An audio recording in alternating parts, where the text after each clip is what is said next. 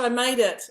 Welcome. This is Debz Cooper, Global Stressologist. Thank you for joining me today. You'll notice I have a different background. Different background. That's because it is summer in New Zealand and people are out with their chainsaws, lawnmowers, all those things. So I'm in a different area, and if you can hear some noise, just know that it's people out there servicing the world in their garden. So thank you for joining me today. I'm going to be talking about finding your magic. So if you're on this call, let me know with an emoji. Let me know if you're on a replay or if you are live. Oh my gosh, finding your magic. So when this topic came up, it was really interesting to feel my own emotions when it was going through this. So when I talk about finding your magic, yay! Someone's here, I can see they're here. Hi, gorgeous. What I want to talk about is clearly finding your magic, but when you know, you know. And I talk about this, and I talk about true love. When you find somebody and you just go, oh, when you know, you know. When you find a job, and I'm not necessarily talking about true love.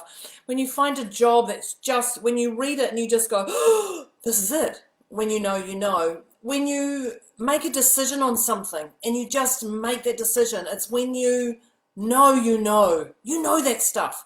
When you really find your magic. And I just, this really brought a lot of tingles into my body this week, just even thinking about finding your magic and where does your magic come from, and what do you do with it. So and I often think magic, I think of glitter. I'm a bit of a glitter girl, although I've only got these two fingers glitter, but I'm a bit of a glitter girl. But you know, it's like when someone sprinkles glitter on you. Now there may be boys out here who go, I don't do glitter. Then whatever you want to sprinkle yourself in. There may be boys who love glitter. There may be girls who don't love glitter. I don't understand why people don't love glitter, but anyway, I'm getting distracted. So finding your magic. So when I say when you know, you know those moments. Think of a moment when you know you really know. So I want to talk about how do you know? How do you know when you know, you know? So it's when I can't believe he's actually stopped. It's when you get an idea or someone tells you something. So you can get your own ideas, or someone says, hey, what about this? And that's when you know, you know. And the excitement just ripples through your body. You get lots of little things going through your body. You know, you can get body tingles, although I call them erecties. And that's not Rick D's, as my translator put in one time. But you know, when you get those body tingles and you get the little goosies and things just happen. It's when your intuition's on point, and you know when you know, you know. You know those ones. And it's when things are easy and they're in flow, when there's no complications that come in and you just know this is what I'm doing. And it's a level of certainty when you know, you know. And the complications that come in aren't actually complications at all. They're just tiny little glitches and bumps of things. So I keep referring when you know, because I want you to go to a time when you really knew. If it was that person, if it was that job, if it was that decision you made, if it was whatever, when you know, you really know. Actually, I was thinking the other day, yes, I was talking to a lovely woman, and she talked to me about something on Netflix, and she said, oh, you would love this. And instantly when she described it, I just knew. So it's not just people, jobs, decisions. It was like, oh, yes, I'm definitely going to do that. And funnily enough, when I went to jumping onto Netflix and put it on my save list, it was already there. I just hadn't watched it. So, you know, when you know, and things are in flow, they're simple. However, what can happen is you can go into panic mode. You can have these warnings that come up. And that's okay having those warnings, because it just really allows you to get questioning yourself and decide if this is for me, if this is important, is this something I want to do? So those warnings are there to just question you, but be aware of those warnings. Are they past story warnings, or is it a new warning that's come in, or an alertness or a lesson or something? So just be aware of those and just question yourself. Is this really important to me? Do I want to do this? Am I plowing forward, or am I not? So when you know, you know, what do you do with this idea, this thing, this whatever it is, or this decision, this whatever it is?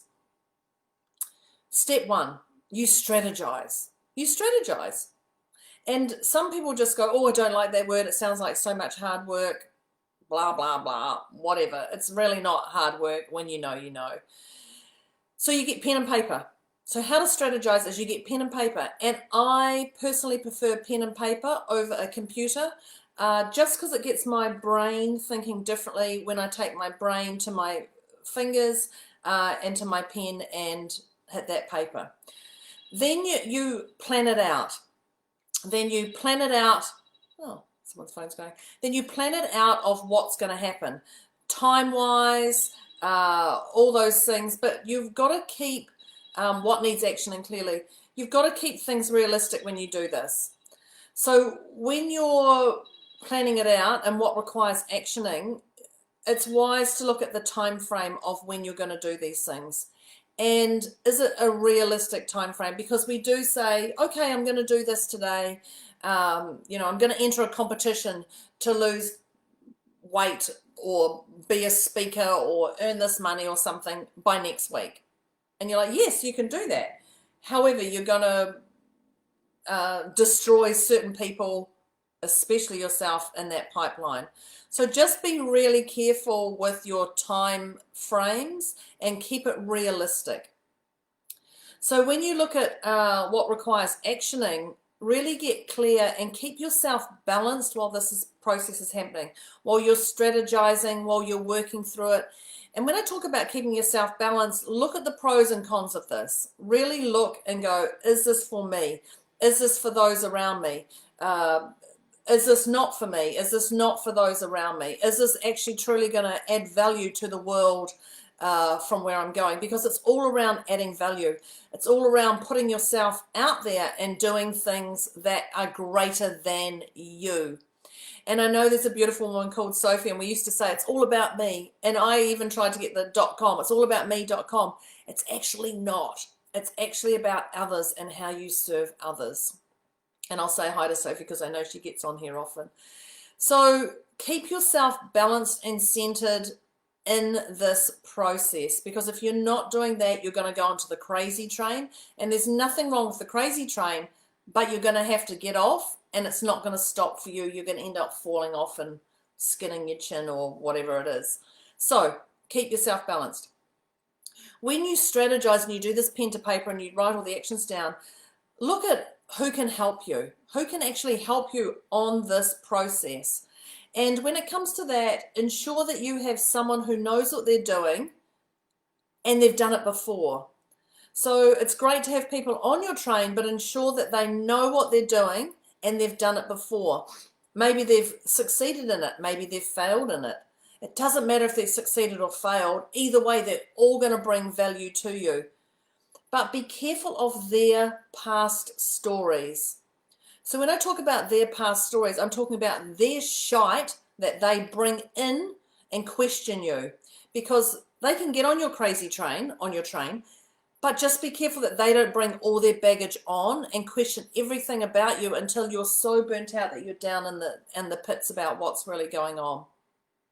So ensure you get people who have succeeded or failed or whatever you want to call it, because I see failure as actually a success anyway. So anyone who's been on that journey before, you're welcome to call out to me. I'm here. That's debzcooper.com, or private message me here. But ensure that they have gone through the process and that they join your train. And then the final step of what to do with this idea. Now, do you think you know what this one is? Take action. Take action, do it, take action, get off your ass and go do it. Move, whatever you want to call it, but take action. Now that's the steps to what you do with this idea or thing. But there's some other things I just would like to share with you today about finding your magic. And they are: don't rush any process. So when I talk about the process, don't rush your steps. The turtle and the tortoise and the hare, don't rush any steps. I would rather be a longer company than a fast company building, because you haven't strategized enough, you haven't put implementations in place. You're going to have a win, a loss, you're going to be up and down on that crazy train. So don't rush any process. Do your research. Do your research. So when I talk about your research, do research on your idea, but be careful that you don't join someone else's stuff and go, oh, they've already done it, I'm not going to do it. Do your research of what's out there and see what unique thing you can bring to the table, the party, the train, whatever you want to call it. What can you bring that's unique? You know, I talked a little bit about others getting on your crazy train. Ensure that you don't get put off by others, because we know other people's influences lift us and deflate us. So ensure that when you're doing your process, that this is all about you. Listen to them, but don't get put off by others. You know, I hear stories with my consulting that people go, my mum told me I would never be able to do this, so I didn't. My dad told me I could never be this person, so I'm not. My teacher, So don't get put off by what they say. They're just there chipping away at you to see if you're really clear, if you're really certain and clear and direct in where you're going and what you're doing. The last one on this little tip is, who are you talking to? Who are you telling about this stuff? Because if you have an amazing new idea and it's about finding your magic, if you have this amazing idea and you talk to someone about it and they take that idea, I tell you what, you are going to be so infuriated with this. So a couple of years ago, I trademarked Stressologist around the world. I love it. I think it's just really great. I talked to somebody about it. I told them about it. Didn't think anything of it. They were a friend. And then when I got into their country, they came back and they said someone else has tried to do it already. And I was like, what? How would someone think about that? And then I realized I knew exactly who I spoke to, when I spoke to them, what conversation went on, and they had jumped the gun and tried to get into that country. Now, fortunately or unfortunately, too bad, I won over. But you've just got to be careful of who you are talking to, because there are people out there who are small-minded, can't think of their own idea, and will jump onto your train. That's okay, just be aware of that. The other thing I want to say is it's okay to change anything at any time. So just because you're going on this train this way, you can change it any time. It's all about what suits you, when it suits you, and what's the best one for you. And that can be jobs, that can be people, that can be mindset. Somebody may have told you to read a book 5 years ago and it wasn't the book for you, and now it is. That's okay. It's okay to change anytime, anywhere, whenever you feel like it, because this is your life to make your decisions of what's best for you. So 3 years ago, I met an amazing woman in another country, and she just blew my mind with her knowledge and who she is as a person and her authenticity, her truth. And she helped me. Not only did I have my magic beforehand, but she helped me really define my magic. And for the last year, I've been training under her and her husband. And it's beautiful. And it's really going, you know what? I used to do this. I now do this. I now do this and this. And this is the amazing thing, is it's okay to do what suits you when it suits you. So I'm still doing this, but I'm also doing this, but I'm also doing a bit of this and also doing a bit of this. So my magic is just getting glittered, sprinkled wherever it goes. And I love it. I freaking love it. I love what I do. I love the people I connect with. I love helping people. I love transforming lives.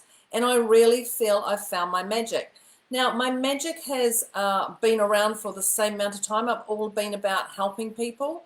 So prior to the world I'm in now, I was an executive assistant, events manager, all those things, going right through to receptionist was my very first job, and it was about helping people. So I've had the same magic all the way through. So it's okay, it's just transformed into different areas. So if you're curious about that little process that I just talked about, then flick me a message because I'd love to share it with you. So your true magic sits in your heart. Your true magic sits in your heart. And I've decided next week I'm actually going to talk about how to keep your magic, because I think that's definitely something that people would be interested in. My mailer went out this week. If you'd like to get a copy of that, private message me or send me a message, however you want to do it. If you've got topics you'd like me to cover here, let me know. If you would like me to dig in more about finding your magic, let me know. But I want to thank you. Thank you for helping me find my magic. I was talking to a dear friend the other day, and I said I'm doing these Facebook Lives, and she said, oh, I get on them. And she says, it's so different seeing you. Because I remember 3 years ago, they put a camera in front of me and I would not talk to anyone. I literally just went bright red, sweaty all the way through my body, and now you can't get me off. Well, clearly I'm going to get off today. So thank you for listening to me. Find your magic. If you've got any questions, let me know. But I really want to thank you for coming on here and joining me and the tree fellas outside. Thanks very much. I will see you next week.